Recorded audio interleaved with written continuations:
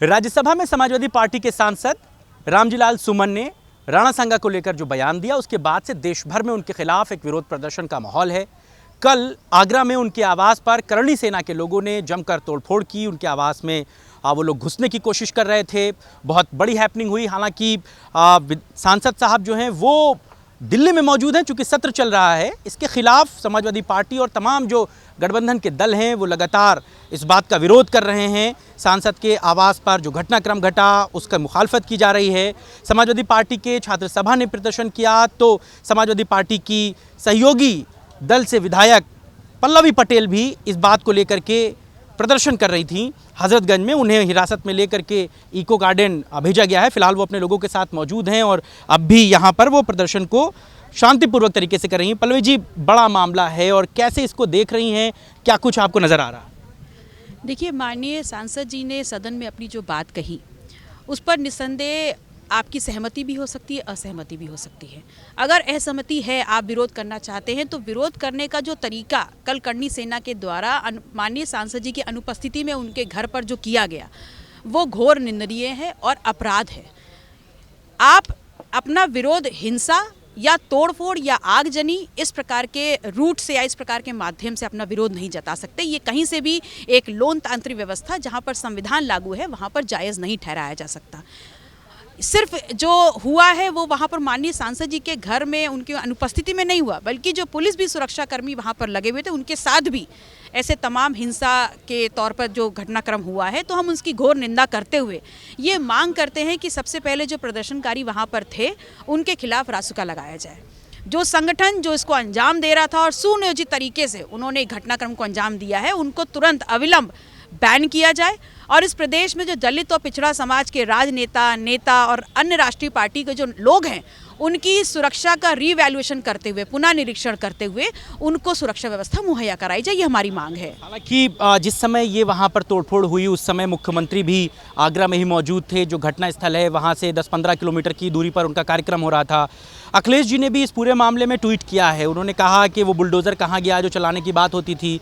पुलिसिया सवाल बड़े खड़े हो रहे हैं कि कमिश्नर मौके पर नहीं पहुँचे, घटना होती रही, कोई पुलिस वाला नहीं पहुँचा। घटना के बाद भी किसी भी करणी सेना के कार्यकर्ता पर या उनके लोगों पर कोई एक्शन नहीं हुआ। देखिए, ये सबसे बड़ा प्रश्न है कि जिस जनपद में स्वयं मुख्यमंत्री उस वक्त हों वहाँ की सुरक्षा व्यवस्था किस लेवल पर थी, इस बात का जायज़ा इसी घटनाक्रम से लिया जा सकता है। ज़ीरो टॉलरेंस की बात करने वाली ये सरकार में जिस जनपद में माननीय मुख्यमंत्री जी स्वयं उस वक्त कार्यक्रम में शिरकत कर रहे हो, वहाँ पर अगर किसी जनप्रतिनिधि के साथ इतने भयावह घटनाक्रम को अंजाम दिया जा सकता है तो आप समझिए कि इस उत्तर प्रदेश में लोग कितने सुरक्षित हैं और लॉ एंड ऑर्डर की क्या व्यवस्था है।